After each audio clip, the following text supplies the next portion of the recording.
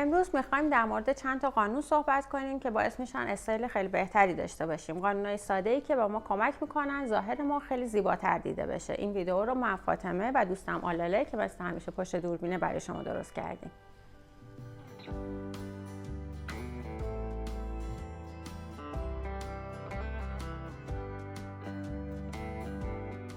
قانون ساندویچ در رنگ و شکل. این قانون یکی از مهمترین قوانین لباس پوشیدنه. اول قانون ساندویچ در رنگ رو بررسی میکنیم. رنگ ها یک وزن بصری دارن. مثلا رنگ های تیره وزن بصری سنگین تری دارن و هر چقدر به سمت رنگ های کم رنگ تر میریم وزن بصری کمتر میشه. مثلا این عکس رو ببینین. بالا تنه کاملا مشکیه و شلوار توسیه. حالا کفش مشکی رو برداریم و به جاش کفش توسی بذاریم. کل استایل به هم میریزه.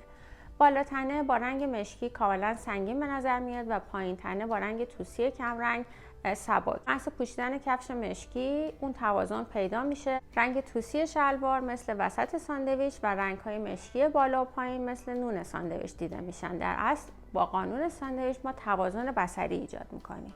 این عکس رو ببینید. بالا تنه کاملا روشن و پایین تنه کاملا تیره است. توازن بصری توی استایل نیست. بالا تنه سبکه و پایین تنه سنگینه.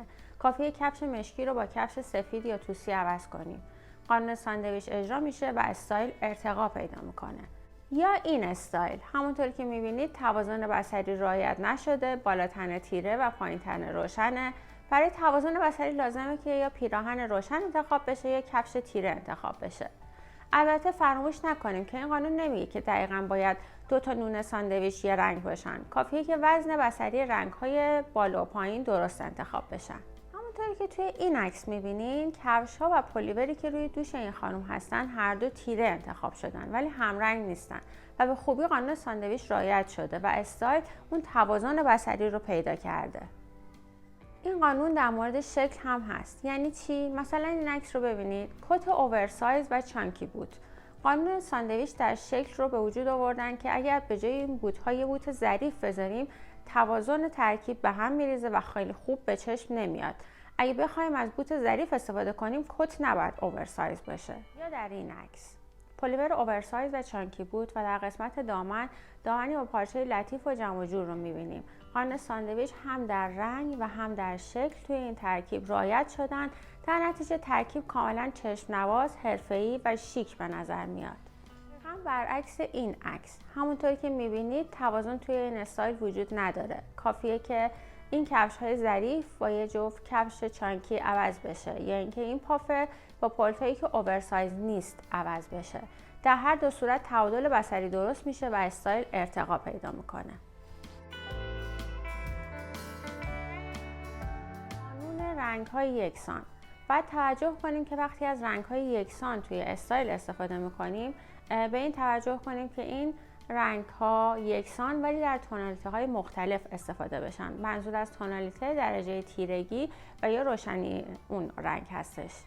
مثلا این عکس رو ببینید. این شخص خواسته مونوکروم سبز بپوشه اما همونطور که می‌بینید ترکیب جذابی رو استفاده نکرده. دلیلش اینه که رنگ‌های سبز یکسانی استفاده نکرده. می‌دونید که رنگ سبز از دو تا ترکیب رنگ اصلی آبی و زرد به وجود میاد. شلوار این خانم سبزی هستش که زرد بیشتری داره و کت این خانم سبزی هستش که آبی بیشتری داره. برای همین ترکیب چشم نوازی نشده. و این یکی عکس. ترکیب بلوز و شلوار کفش درسته ولی پالتویی که استفاده شده رنگ سبز درستی نیست. اگر این پالتو رو از ترکیب حذف کنیم ترکیب زیباتری میشه. حالا این عکس رو ببینید. باز هم مونوکروم سبز هست ولی سبزهای یکسان هستند. در تونالیته‌های مختلف استفاده شدن. همینطور در مورد این عکس هم رنگ‌های سبز یکسانی با تونالیته‌های مختلف استفاده شدن. در نتیجه ترکیب زیبا و چشم نوازی به وجود اومده.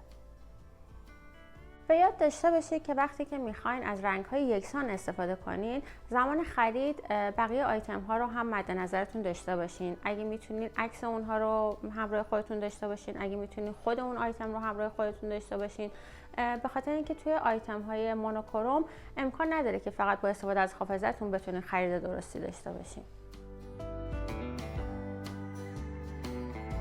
قانون حد اکثر 3 رنگ.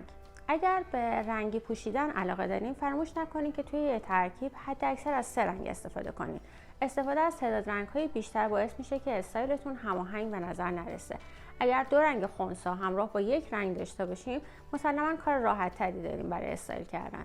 مثلا اینجا رنگ خنثی مشکی و سفید رو می‌بینیم که در کنار زرد ترکیب قشنگی رو به وجود آوردن. توی این عکس رنگ خنثی توسی و مشکی هست که در کنار رنگ نارنجی بسیار چشم نواز شده. و اینجا هم باز ترکیب خنثی و رنگی رو داریم. اما حتی اگر از رنگ‌های خنثی استفاده نکنیم، در صورت انتخاب درست رنگ‌ها میتونیم به استایل زیبا و چشم نوازی برسیم. توی انتخاب رنگ‌ها میتونیم از رنگ‌های کنار هم یا روبروی هم در چرخه رنگ استفاده کنیم. توی این استایل از رنگ آبی در کنار نارنجی استفاده شده که اگر به چرخه رنگ نگاه کنیم می‌بینیم که این رنگ‌ها روبروی هم هستند. یا توی این استایل از رنگ بنفش و سبز ملایم استفاده شده که باز هم توی چرخه رنگ روبروی هم هستند. به عنوان رنگ سوم هم از آبی استفاده شده که توی چرخه رنگ کنار رنگ سبز قرار گرفته. توی این استایل از رنگ آبی و بنفش که توی چرخه رنگ کنار هم هستند استفاده شده. حالا این ترکیب قوی و تند رو هم ببینید. 2 رنگ سبز و زرد که در چرخه رنگ کنار هم قرار گرفتن و همینطور رنگ بنفش که روبروی اونها قرار گرفته توی این ترکیب استفاده شده. این ترکیب جسورانه و چشمگیره، ولی به دلیل اینکه از 3 رنگ درست کنار هم استفاده شده آشفته به نظر نمیرسه. توجه به این اصول میتونه استایل شما رو حرفه‌ای‌تر و شیک‌تر کنه. شما از چه ترکیب رنگی استفاده میکنین؟ رنگ‌های خنثی رو بیشتر دوست دارین یا رنگ‌های شاد رو بیشتر دوست دارین؟ توی کامنت ها به ما بگید. اگر ویدیو ما رو دوست داشتین لایک کنین، کانال ما رو سابسکرایب کنین و ما رو به دوستانتون معرفی کنین. من از طرف خودم و دوستم آلره که پشت دوربینه از شما به خاطر اینکه تا اینجا ویدیو ما رو دیدید تشکر میکنم.